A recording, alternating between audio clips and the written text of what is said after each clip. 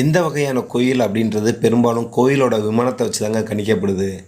விமானத்தோட தலைப்பகுதி 8 பட்டைகளை கொண்டு இருந்துச்சுன்னா அது திராவிட வகை அப்படின்னு சொல்லப்படுதுங்க. சதுரமாக இருந்துச்சுன்னா அது நாகரம் அப்படின்னு சொல்லப்படுதுங்க. வட்ட வடிவமாக இருந்துச்சுன்னா அது வேசரம் வகையை சார்ந்தது அப்படின்னு சொல்லப்படுதுங்க. ஆமாங்க, விமானம் மொத்தம் 6 உறுப்புகளை கொண்டதுங்க. அது என்னென்னு பார்ப்போமாங்க.